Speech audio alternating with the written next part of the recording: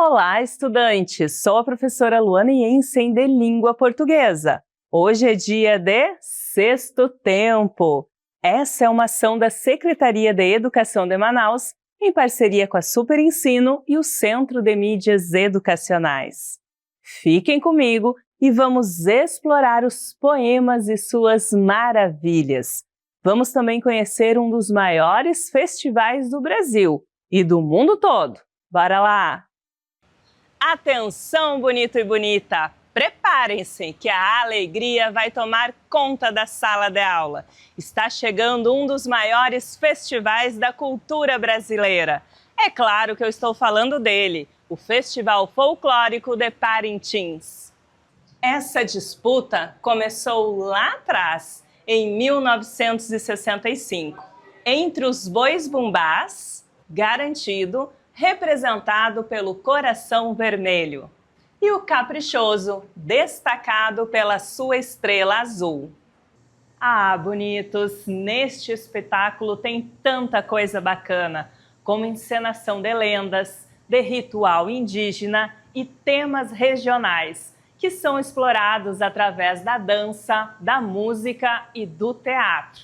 Além disso, é claro, no espetáculo das torcidas, que são super animadas. As músicas desse festival são chamadas de toadas. Elas são cheias de musicalidade e rimas marcantes. Por isso, elas têm muito em comum com o gênero textual que vamos estudar hoje, o poema. Curiosos? Então bora para o estúdio aprender! E para começar bem, leiam comigo o poema A Canção do Tamanquinho, de Cecília Meirelles. Troque, troque, troque, ligeirinhos, ligeirinhos. Troque, troque, troque, vão cantando os tamanquinhos. Madrugada, troque, troque, pelas portas dos vizinhos vão batendo. Troque, troque, vão cantando os tamanquinhos. Que poema divertido, não é? Notaram que ele é diferente de um texto tradicional? Vejam só, as linhas do poema não vão até o final que nem os textos comuns. Elas são mais curtas. Essas linhas dos poemas são chamadas de versos. Bom, além disso, enquanto os textos do cotidiano são organizados em parágrafos, notem que temos 2 blocos, formados por 4 versos. Viram? Então, cada bloco de versos é chamado de estrofe. Muito simples, bonitos. Uma característica muito importante dos poemas é o ritmo. No caso, o ritmo de um poema é formado pela alternância entre sílabas fortes e fracas. Mas o que significa isso? É bem fácil. Quando falamos o verso de um poema em voz alta, algumas sílabas têm um som mais forte do que outras. É desse jeito que um poeta dá ritmo ao seu texto. Vamos retomar o último verso do poema dos tamanquinhos para entender melhor. Vão cantando os tamanquinhos. Notou que as sílabas que estão aí destacadas para vocês são as que pronunciamos com mais força? Pois é, essas são as sílabas fortes, enquanto as outras são mais fracas. Esse contraste de sons é o que dá ritmo ao poema. Entenderam? Bom, outra característica importante do poema é a rima, que são repetições de sons parecidos no final dos versos. De novo, bora retomar o poema que lemos lá no início da aula para entendermos o que é rima. Ligeirinhos, ligeirinhos, troque, troque, troque, troque. Vão cantando os tamanquinhos. Então, bonitos, notaram que a palavra ligeirinhos, ao final do primeiro verso, finaliza com o mesmo som da palavra tamanquinhos? Pois é, isso significa que as duas palavras rimam, o que torna o poema muito mais divertido de ler. Opa! Que barulho é esse aí, pessoal? Ah, é o som dos tamanquinhos do poema.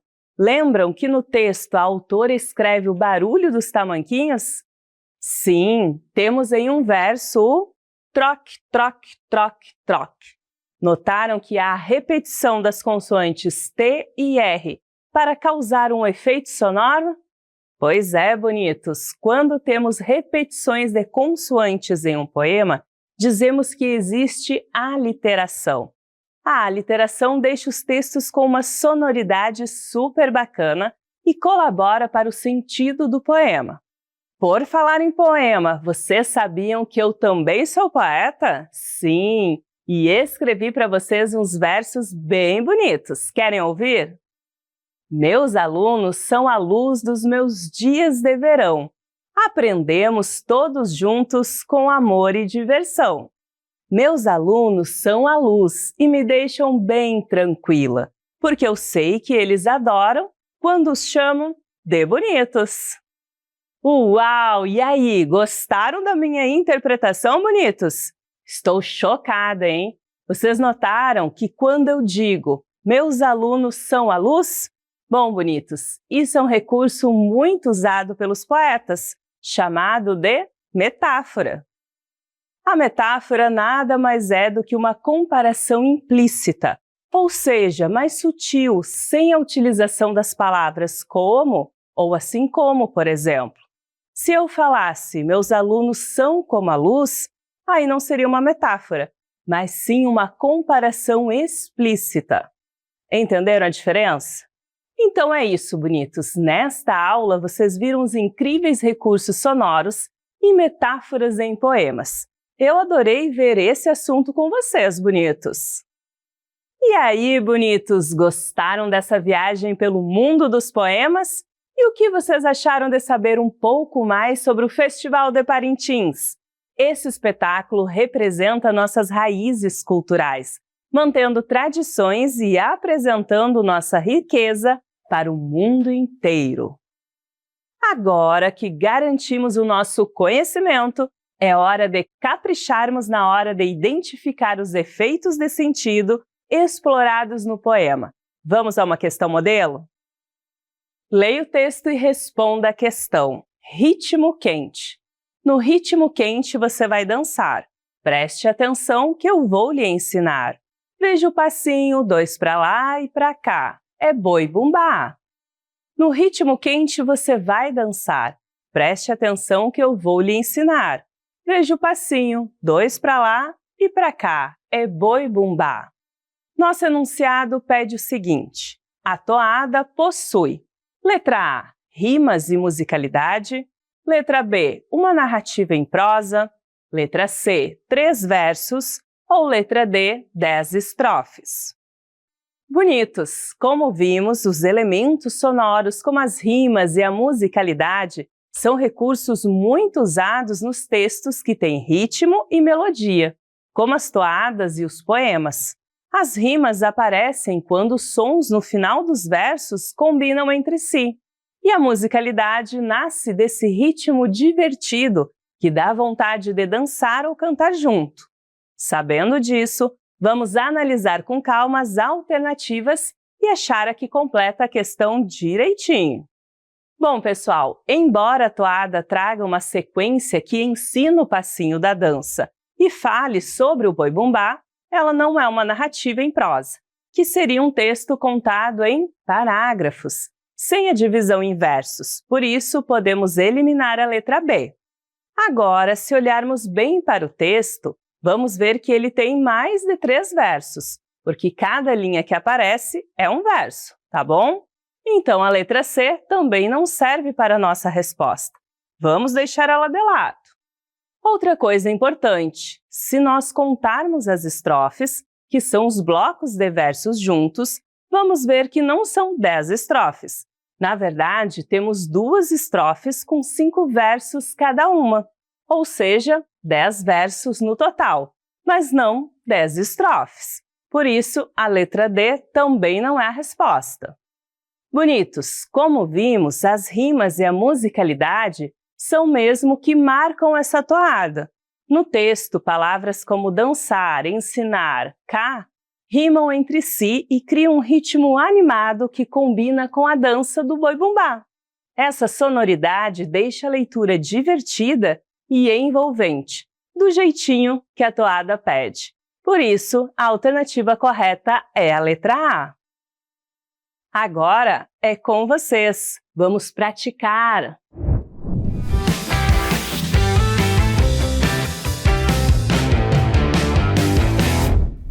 E aí, bonitos e bonitas, tudo bem com vocês? Eu sou a professora Luana Jensen de Língua Portuguesa. E a dica de hoje é sobre um assunto muito massa, os efeitos de som e de sentido nos textos versificados.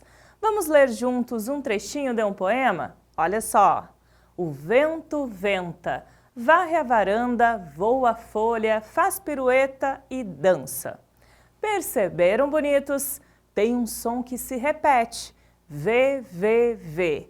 Isso é um recurso sonoro chamado aliteração, que faz uso da repetição de sons consonantais para dar mais musicalidade ao texto. Então, anotem aí, bonitos. Nos poemas, os autores usam a repetição de sons para deixar o texto mais ritmado, mais expressivo e cheio de significados. Essa foi a dica de hoje. Espero que vocês tenham gostado e vamos praticar!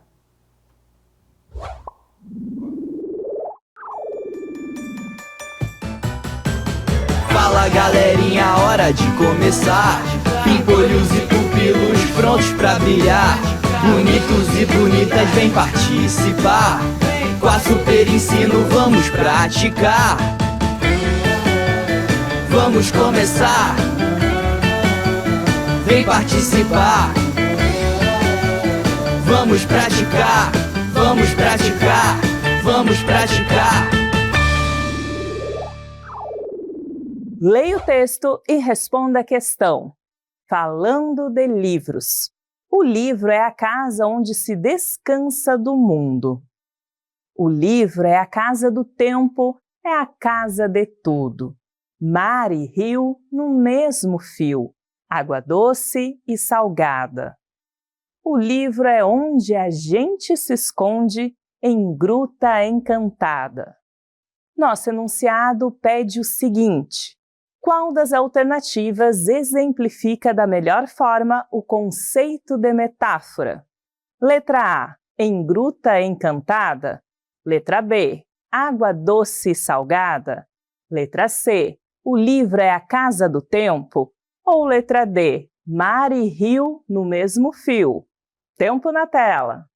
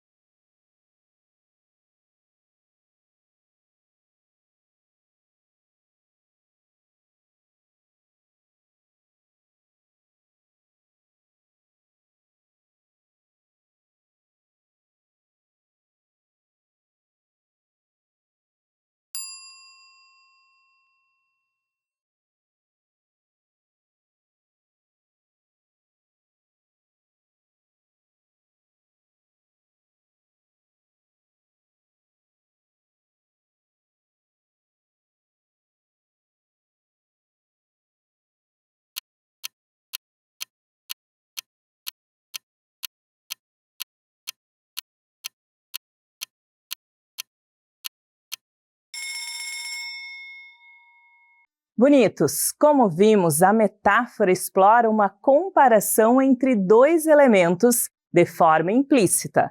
Vamos explorar as alternativas e ver a que representa uma metáfora. O trecho Em Gruta Encantada, apesar de nos fazer criar uma imagem poética, ou seja, imaginar uma gruta com elementos encantados, não apresenta nenhuma comparação, ou seja, não contém uma metáfora. Por isso, descartamos a alternativa A. Já em água doce e salgada, temos apenas uma característica.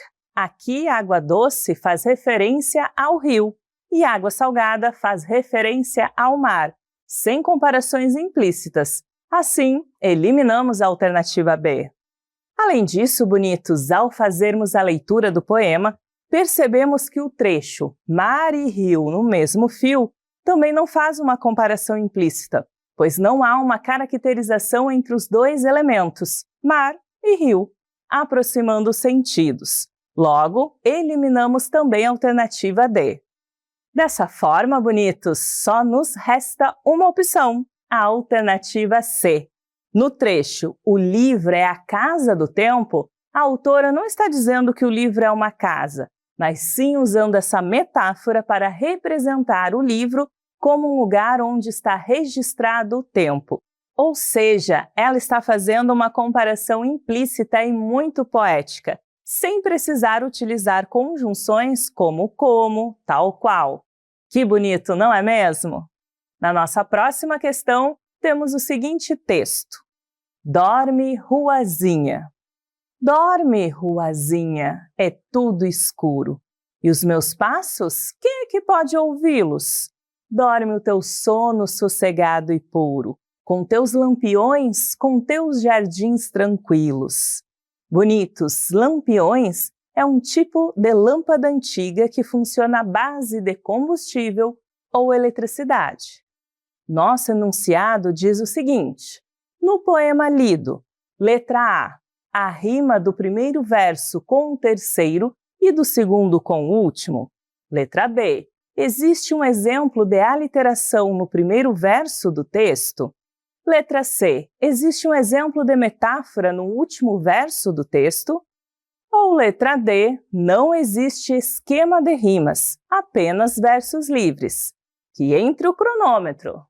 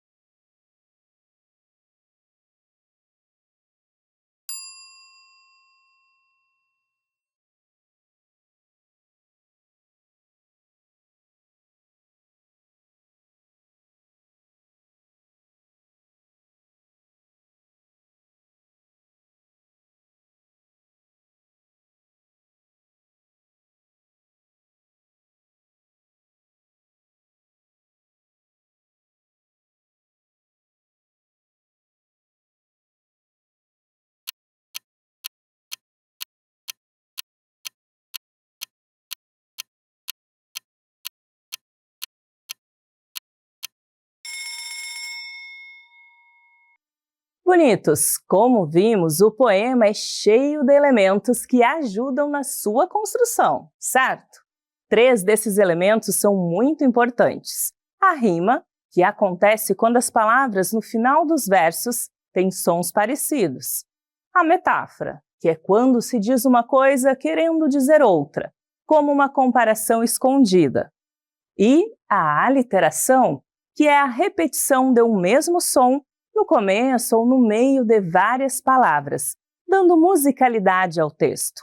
Sabendo disso, vamos analisar as alternativas e encontrar a que completa a questão adequadamente.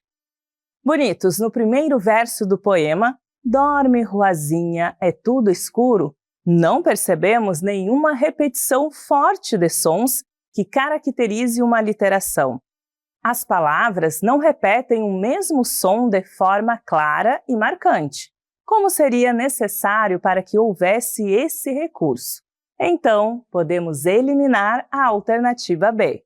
Já no último verso apresentado, com teus lampiões, com teus jardins tranquilos, o poeta está apenas descrevendo a paisagem calma da rua. Ele não está usando uma metáfora, porque não há nenhuma comparação implícita, nem o uso de uma palavra em sentido diferente do habitual. Por isso, também eliminamos a alternativa C. Além disso, estudantes, se olharmos com atenção para os finais de cada verso, vamos ver que há palavras com sons parecidos. Escuro e puro, por exemplo, rimam entre si. Então, podemos descartar a letra D. Bonitos, no poema apresentado, a rima entre escuro e puro, presentes no primeiro e no terceiro versos, é clara e ajuda a dar ritmo e beleza ao poema, tornando a leitura mais agradável. Bora marcar a letra A, bonitos! Prontos para a última questão? Vamos lá! Leia o texto e responda a questão. Meus 8 anos. Como são belos os dias do despontar da existência. Respira a alma inocência como perfumes à flor. O mar é lago sereno, o céu um manto azulado, o mundo um sonho dourado, a vida um hino d'amor. Bonitos, despontar significa começar a aparecer, se revelar. Nosso enunciado pede o seguinte: no trecho do poema, o autor usa figuras de linguagem para tornar a poesia mais bonita e expressiva. Em qual verso há uma metáfora? Letra A. Respira a alma inocência. Letra B. Do despontar da existência. Letra C. O mar é lago sereno. Letra D. Como perfumes à flor. Tempo na telinha.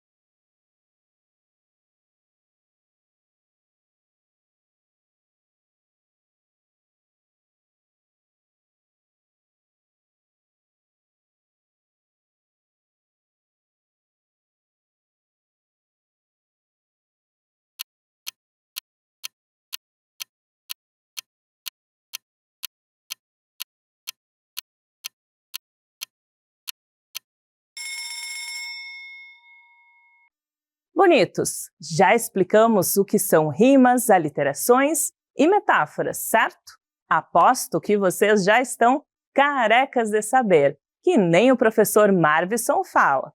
Então, vamos lá ver as alternativas. Bonitos, no verso respira a alma inocência, não temos uma metáfora. Aqui o poeta está falando de uma forma direta, sem realizar uma comparação implícita entre elementos. Por isso, descartamos a alternativa A. Bom, no verso do despertar da existência, também não há metáfora. O poeta está se referindo ao começo da vida, mas sem fazer nenhuma comparação criativa entre ideias ou imagens. Então, podemos eliminar a alternativa B. Além disso, pessoal, no verso como perfumes à flor, temos uma comparação direta, expressa pela palavra como. E metáforas são comparações implícitas, sem o uso de conectivos como, feito ou parecido com. Assim, a alternativa D também deve ser eliminada. Então, sobrou apenas uma. Vocês já adivinharam, né? No verso, o mar é lago sereno, o poeta não está dizendo que o mar virou um lago de verdade. Ele está comparando o mar a um lago sereno para mostrar que tudo parecia tranquilo e bonito na infância. Essa é uma metáfora, pois há uma comparação feita de forma criativa, sem usar como nem parecido com. Já que isso representa bem o que é a metáfora, a alternativa C é a correta. Espero que vocês tenham aprendido com muita diversão e poesia, bonitos. Até o próximo Sexto Tempo. Tchau!